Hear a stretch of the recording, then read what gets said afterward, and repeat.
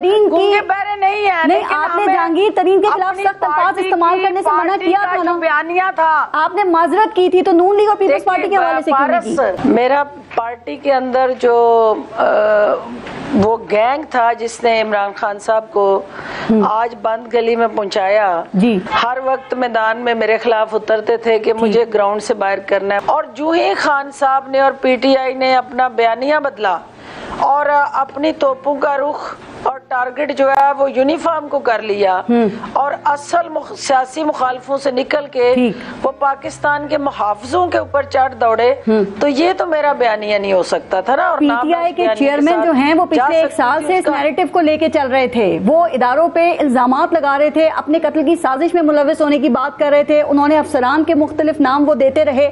آپ نے کہا کہ جب نیریٹو بدلا تو میں نے سائٹ پہ اپنے آپ کو کر لیا، پارٹی کیوں نہیں چھوڑی اس وقت؟ آپ نے اتنا لمبا عرصہ کیوں آپ نے ویٹ کیا؟ القادر ٹرسٹ کے تحت یونیورسٹی بنانے کے جو الزامات لگائے گئے ہیں کیا وہ سارے درست ہیں؟ جو کہ ملک ریاض کے ساتھ ٹرسٹ قائم کرنے، زمین کی خریداری سے لے کے برطانیہ سے واپس ملی ہوئی یہ بلیک منی کو وائٹ کرنے کی کوشش کی گئی، جو بشرا بی بی پہ جو الزامات ہیں، یہ سب درست ہے؟ بالکل درست ہے۔ اس کی وجہ کیا ہے آپ سن لینا۔ آپ کو پتا ہے کہ اس میڈیا اس کا پراپرٹی ٹائیکون کا میڈیا میں نام چلتا ہی نہیں ہے اس کے مخالف، تو وہ لائیو پریس کانفرنس تھی وہ چل گئی۔ مجھے کوئی خوف نہیں ہے، میں کسی کی کہانی نہیں ہوں، نہ میں نے کسی کا جو ہے وہ اللہ کے علاوہ کوئی کسی کا مجھے ڈر ہے یا خوف ہے۔ پھر ایک بات پوچھوں، آپ نے کئی بار یہ بات کہی جب آپ سے بشرا بی بی کے حوالے سے متعلق سوالات کیے گئے، آپ نے یہ کہا کہ ان کا اپنے شوہر کے اوپر بہت اثر ہے، تو یہ اثر کیوں تھا؟ اور کیا یہ صرف ان کی شخصیت کا اثر تھا بشرا بی بی کا، یا پھر کچھ غیر فطری وجوہات بھی اس کی تھی؟ آپ کہتی ہیں ان کی کرپشن کی کہانیاں مجھے بہت پتہ ہے، تو ذرا بتائیں نا وہ کرپشن کی کہانیاں کیا تھی، وہ کس حد تک پنجاب کو چلا رہی تھی؟ پہلی بات تو یہ ہے کہ پارس یہ شادی ہی غیر فطری تھی۔ مجھے یہ بتا دیں، آپ بھی ایک خاتون ہے، میں بھی ایک خاتون ہوں، کیا کوئی نانی اماں جو ہے اس ایج میں جب کسی سے شادی کرتی ہے تو ہمارے معاشرے میں اس کے کیا اثرات آتے ہیں؟ کیا ذاتی فیل ہے نا، نانی سے کرتے یا دادی سے کی، یہ تو ذاتی معاملہ ہے نا، اس کی بات کرنی چاہیے نا۔ جب آپ فرسٹ لیڈی بننے کا خواب لے کے اس شخص کو، اس کی سوچ کو، اس کے ذہن کو گمراہ کرنے کے لیے، اپنے مفاد میں استعمال کرنے کے لیے آپ یہ سارے ڈرامے رچائیں، تو اس ڈرامے کا کلائمیکس کیا آتا ہے کہ یہ میرے سامنے پڑی ہوئی ہے وہ کرپشن کی داستان۔ مجھے ایک بات سمجھ نہیں آ رہی کہ پاکستان تحریک انصاف کے دور حکومت میں دیکھیں فردوس صاحبہ، آپ 1 سال پی ایم کی معاون خصوصی رہیں، پھر آپ وزیر اعلیٰ کی پنجاب میں معاون خصوصی رہیں، آپ کو اتنا کچھ پتا تھا، آپ اس پر کیوں نہیں بولی؟ اردو پہ ہوتے ہوئے کیوں نہیں بولا جاتا؟ یہ پتا مجھے اس وقت لگا، میری بات سن لینا، یہ پتہ اس وقت لگا جب میں وہ سارے قصے کہانیوں کی تحقیق کرتی رہی کہ جناب یہ بتائیں کہ یہ پرائم منسٹر جو ہمارے سامنے میں سارا دن جا کے اس کی جنگ لڑتی ہوں، اسے صادق امین ثابت کرتی ہوں، یہ بیک گراؤنڈ میں یہ کردار جو ہیں وہ کس طرح سے اس کی سپورٹ میں آ رہے ہیں۔ پنجاب میں بیٹھ کے وہ واٹس ایپ کیے تھے کہ یہ وہ کرپشن کی داستان ہے خان صاحب، تو اس کا حساب لیں۔ تو جو خان صاحب کو آج وہ عثمان بزدار کدھر ہے؟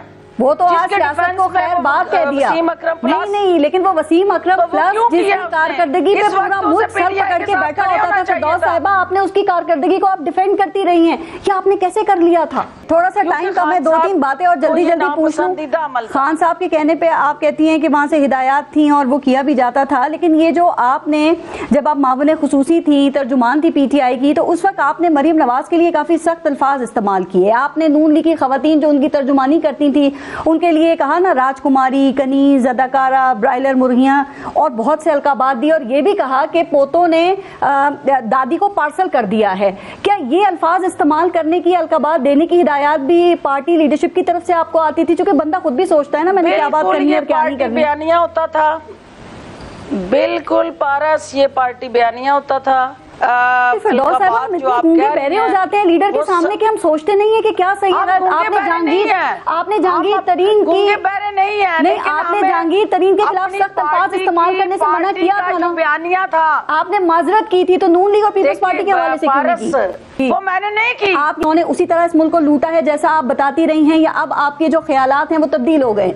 मेरे ख्यालात बिल्कुल वही हैं, आज भी वही हैं, लेकिन साथ मेरा एक नतीजा भी मैंने निकाला है जी, कि इन लोगों को जिनकी मैं बैठ के सारा दिन उनके खिलाफ जो है वो बयानियां देती थी, उन्होंने उस मुल्क को उतना नुकसान नहीं पहुंचाया जितना पीटीआई की नालायकी और नाअहली ने पहुंचा दिया। हम तो अवाम के मसीहा बन के आए थे, सीनियर सियासतदान हैं, आपको पता नहीं लगता ये कर क्या रहे हैं? मदीना बनाने आए थे। ये 3.5 साल बाद पता लगता है। हमने पहुंचाया, रिजर्व सीट की नहीं करनी।